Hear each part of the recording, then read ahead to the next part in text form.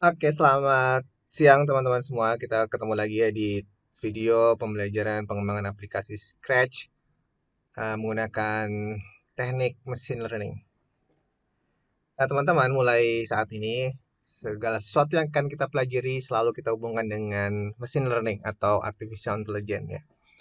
Nah, kali ini teman-teman, setelah di video-video tutorial sebelumnya kita mempelajari bagaimana kita mengembangkan aplikasi Scratch yang dapat mengklasifikasi sebuah objek fashion ya. Apakah itu objek berupa gaun, apakah itu objek berupa jam tangan, perhiasan dan lain sebagainya melalui gambar, melalui webcam gitu. Nah, kali ini kita akan lanjutkan ke fitur berikutnya. Jadi, pengidentifikasian ya via gambar, baik itu gambar yang kita upload ataupun gambar yang di capture melalui webcam sudah kita pelajari menggunakan teachable machine. Nah, kali ini akan kita pelajari berikutnya adalah bagaimana kita juga bisa melakukan pola pengenalan eh objek yang lain yaitu suara, teman-teman. Nah, jadi kali ini fokus ke pembelajaran kali kita adalah bagaimana kita bisa mengenali suara, suara dari suara kita ya ataupun suara yang lain sehingga nanti si mesin atau sistem bisa mengenali ini suara apa dan itu suara apa. Dan nanti kita akan implementasikan suara-suara yang sudah dikenal tersebut dalam sebuah game Scratch. Game Scratch sederhana Flappy Bird ya. Tapi kali ini Flappy Bird-nya teman-teman itu mengendalikan pengendaliannya melalui suara gitu ya. Yang selama ini kita pelajari kan pengendalian Flappy Bird itu dari tombol spacebar gitu ya. Kalau kita tekan spacebar-nya dia naik, kalau nggak ditekan dia turun dan seterusnya. Nah, kali ini nggak, si Flappy Bird-nya atau burungnya akan kita kendalikan berdasarkan suara. Kalau kita bilang naik dia akan naik, kalau kita bilang turun dia akan turun, kalau kita bilang stop dia akan stay di situ gitu ya. Oke teman-teman, kita akan coba demokan terlebih dahulu gamenya itu seperti apa ya. Game Flappy Bird yang kita kendalikan proses naik turun gamenya ini, bukan game ya, karakter burungnya ini naik turunnya itu kita kendalikan melalui instruksi yang kita berikan melalui suara. Suara yang kita berikan pada mikrofon di laptop kita. Jadi nanti kalau kita bilang atas gitu dia akan ke atas. Kalau kita bilang ke bawah dia akan ke bawah. Kalau kita bilang stop dia akan stop. Oke ya, kita coba demokan. Atas, stop, bawah, stop, atas, stop, bawah, stop, stop, atas, stop, bawah, stop, bawah, stop, atas, stop, atas, stop. Nah, itu ya teman-teman game ya kurang lebihnya seperti itu. Jadi kita akan membuat sebuah game yang proses pengenalan inputnya atau instruksinya bukan melalui keyboard atau mouse tapi melalui suara yang akan kita berikan pada si Flappy Bird ini. Oke, mudah-mudahan teman-teman cukup antusias mempelajari tema ini. Kita akan segera mulai dengan persiapan pertama kita.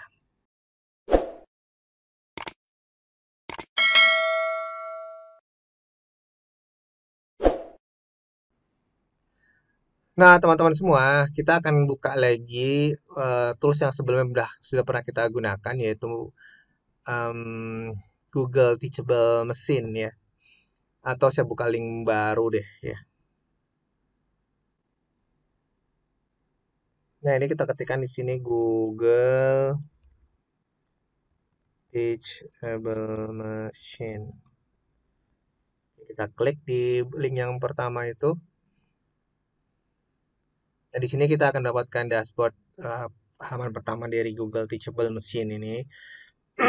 Nah, kita akan mengklik tombol biru yang besar ini, teman-teman, get started. Nah, kali ini kita tidak akan menggunakan menu image project ya. Karena yang akan kita kembangkan adalah project yang mendeteksi suara. Berarti yang harus kita pilih yang mana, teman-teman? Oke, betul sekali, yaitu audio project. Klik di audio project. Nah, teman-teman, kita akan belajar sedikit di sini ya, belajar tentang bagaimana kita bisa menggunakan fitur ini. Karena ini ada agak sedikit berbeda ya dengan yang kita gunakan kemarin, yaitu di image project. Oke teman-teman, bagi teman-teman yang baru saja bergabung di video kali ini, ada baiknya teman-teman menyaksikan terlebih dahulu video-video sebelumnya yang membahas tentang dasar-dasar machine learning pada Scratch gitu ya, agar tidak eh, merasa merasa asing di sini gitu ya. Karena memang ini saya tidak tidak akan ulang detail dari awal. Nah, kalau teman-teman ingin melihat materinya dari awal, silakan teman-teman pelajari di seri-seri sebelumnya. Kalau nggak salah tentang pengenalan machine learning di aplikasi Scratch itu ya. Oke. Nah, sekarang saya akan jelaskan dulu eh fitur yang sedang kita lihat ini ya, teman-teman. Nah, teman-teman bisa lihat kalau di image project itu kita ditawarkan langsung dengan kelas-kelasnya gitu ya.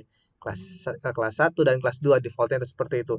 Dan kita bisa tambahkan lagi kelas-kelas yang lain sebagai label nantinya di klasifikasi image-nya. Nah, tapi kalau tentang project suara ini atau audio project, selain kelas kita memiliki sebuah label baru yang bernama background noise. Background noise ini artinya gini ya teman-teman, ketika kita menyalakan mikrofon kita yang akan mencoba menerima suara dari luar gitu ya. Yang dia terima itu kan bukan suara kita aja teman-teman ya. Ada suara-suara yang di jauh di sana gitu ya. Suara bising dari kipas, suara noise dari AC seperti saya sekarang ini sedang ada di ruangan studio gitu. Bukan studio sih, ruangan tempat menyendiri. Nah, yang ada AC-nya gitu. Jadi suara noise AC-nya tuh masih kedengeran, masih bisa keterima sama si mikrofon tersebut. Dan suara-suara noise lainnya di background sana gitu ya. Nah, sehingga kalau kita ingin melakukan project pengenalan suara, suara-suara noise itu harus bisa dipisahkan dulu teman-teman dari suara-suara kita gitu. Karena kalau tidak dipisahkan nanti uh, uh, aplikasinya akan bingung untuk me, me- mendapatkan suara kita gitu ya. Nah, berarti di sini memang dia ingin mengetahui profil noise-nya terlebih dahulu. Jadi kalau teman-teman menggunakan alat atau software Audacity gitu ya, ketika kita ingin meng-clear sebuah noise gitu kan, kita biasanya mengcapture dulu profil noise-nya. Ini pun sama teman-teman prinsipnya. Jadi kita mengcapture terlebih dahulu profil noise-nya. Artinya profil noise itu ketika tidak ada suara kita gitu ya. Jadi kita mengcapture suara di environment tempat kita berada tanpa kita ngomong. Jadi hanya suara hening, ada suara AC, ada suara kipas. Nah, jadi sebisa mungkin teman-teman ketika nanti merekam background noise, cari tempat yang sepi ya teman-teman. Jangan tiba-tiba ada uh, suara yang lain yang gitu ya. Jadi tiba-tiba ada suara misalkan kucing gitu, suara motor lewat, ada suara orang ngobrol di kejauhan sana kedengeran gitu. Jangan. Silakan teman-teman cari tempat yang relatif sepi sehingga suara itu konstan. Hanya ada suara AC aja atau suara kipas aja atau suara keheningan yang konstan gitu. Nah, itu yang harus teman-teman siapkan terlebih dahulu ketika ingin mengcapture background noise. Paham ya? Nah, itu harus diperhatikan tuh. Nah, lalu teman-teman, berikut yang ingin saya sampaikan pada teman-teman adalah bahwa ketika kita mengcapture audio sampel bagian background noise ini, itu kita minimal harus memiliki 20 sampel. Dan 20 sampel itu teman-teman, ya 20 sampel tersebut itu ada aturannya untuk bisa kita capture berapa detik gitu ya. Jadi pertama kita klik terlebih dahulu di bagian mic. Nah, lalu di sini akan muncul, perhatikan di sini teman-teman. Dia ingin meminta izin untuk bisa mengakses mikrofon kita. Itu kita izinin ya. Harus kita izinkan. Kalau tidak, nanti nggak bisa mengcapture suara dong gitu ya. Jadi jangan di block, tapi kita allow. Atau di sini kasih centang aja deh. Atau nggak usah. Allow gitu ya. Dan teman-teman, di sini record 20 second gitu. Jadi dia ketika kita tekan tombol, dia akan melakukan proses mengcapturean suara background selama 20 detik. Itu harus kita jaga agar suaranya itu tidak berisik selama 20 detik tersebut. Nah, 20 detik proses capture itu akan menghasilkan 20 sampel ya data gitu ya. Oke, kita langsung aja lakukan tahap yang pertama, yaitu mengcapture background noise. Kita tekan tombol record 20 second ini. Dan sorry belum mulai ya. Dan kita sebenarnya bisa atur di sini teman-teman. Kalau kita ingin membutuhkan suara yang lebih panjang gitu ya, agar uh, suaranya lebih banyak, sampelnya lebih banyak gitu, agar algoritmanya bisa lebih bekerja dengan optimal, itu bisa kita atur di sini ya teman-teman tadi. Di bagian sini kita atur, lalu durationnya kita atur, dan delaynya juga kita atur. Untuk saat ini saya biarkan saja defaultnya yaitu 20 second. Karena kebetulan saya berada di ruangan yang tidak ada suara selain suara hening AC gitu ya. Jadi saya cukup yakin bahwa sampel 20 yang minimal ini sudah cukup gitu ya untuk mengcapture mendapatkan profil background noise gitu. Kecuali kalau teman-teman berada di luar di sebuah ruangan yang memang suara bisingnya atau background noise-nya itu tidak konstan gitu. Jadi mungkin teman-teman membutuhkan waktu yang lebih lama gitu. Oke, kita mulai saja. Tekan tombol birunya.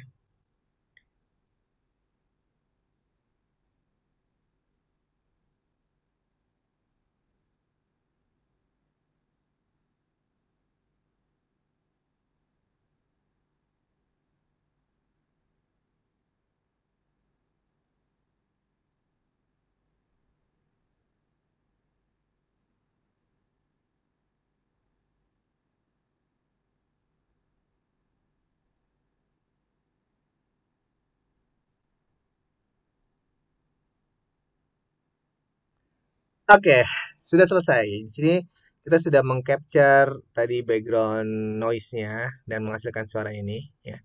Dan di sini bisa teman-teman lihat cukup konstan ya, nggak ada lonjakan-lonjakan grafik dari audionya. Ya karena memang saya di sini di tempat yang sepi gitu ya. Tadi pas proses perekaman juga mungkin teman-teman lihat kok nggak ada suaranya nih. Itu bukannya berarti videonya mati gitu ya, atau sayanya pergi, nggak, karena saya memang sengaja menahan diri agar saya tidak berbising gitu sampai proses uh, merekam background noise-nya ini selesai gitu. Nah, itu yang harus teman-teman lakukan di background noise. Nah, berikutnya di sini di kelas yang berikutnya kan kita ingin mengcapture suara naik, turun, dan stop gitu ya. Berarti kita tambahkan di sini profilnya ini naik.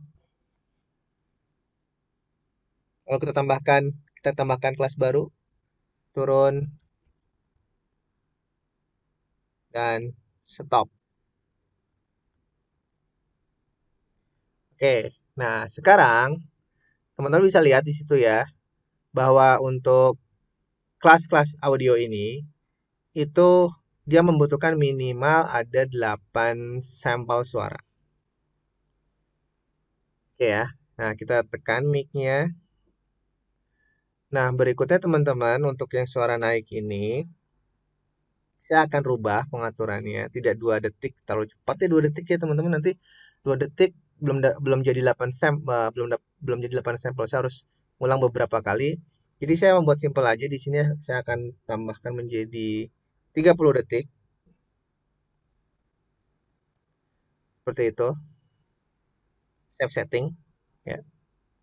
Sehingga teman-teman bisa lihat di sini bagian dia akan merecord selama 30 detik, dan selama 30 detik itulah saya akan ngomong naik naik naik naik kayak gitu ya. Kadang-kadang naiknya akan saya kerasin, kadang-kadang akan saya agak pelanin, atau kadang-kadang akan saya ketukan nih, saya bedakan gitu ya. Nggak sampai masalah nada sih. Nah, agar si mesinnya belajar variasi dari suara naik saya gitu ya. Oke, kita langsung aja rekam suara naiknya. Naik, naik, naik, naik, naik, naik, naik, naik, naik, naik, naik, naik, naik, naik, naik.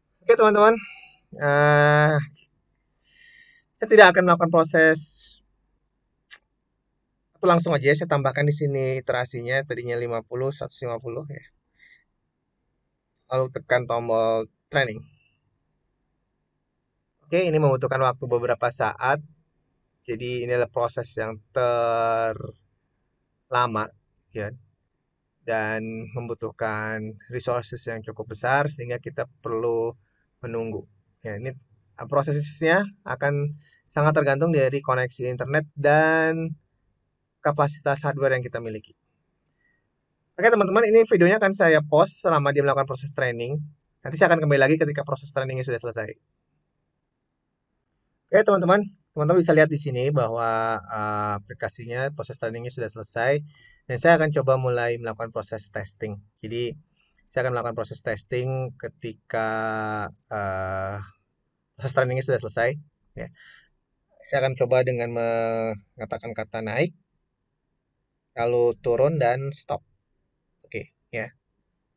Sekarang saya akan diam dulu, nanti harusnya ketika saya diam yang akan terdeteksi adalah bagian ini, background noise.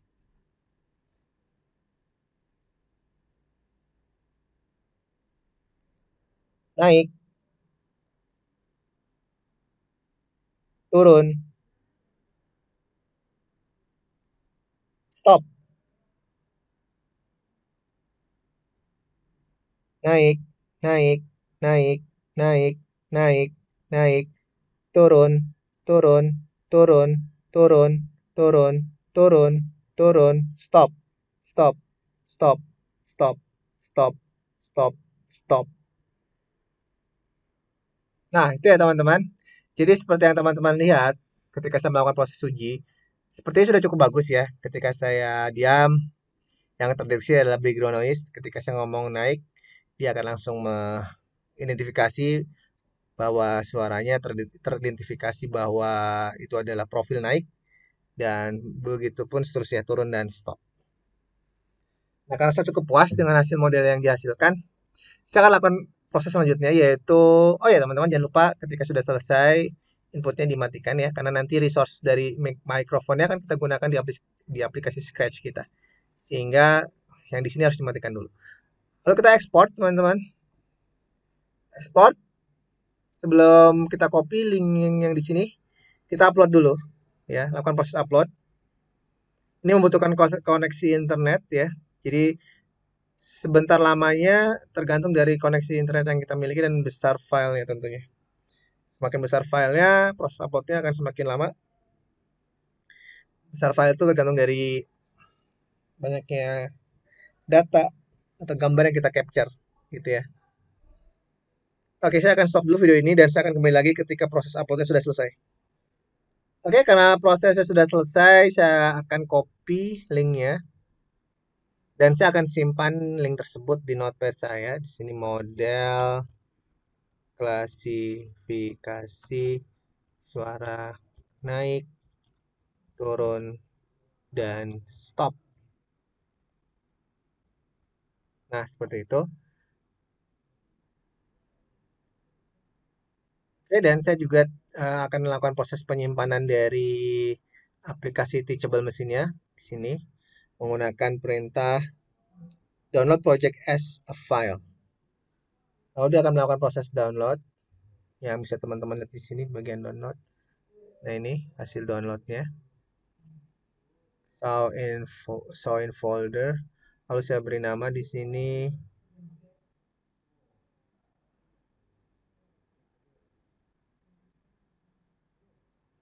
project klasifikasi suara.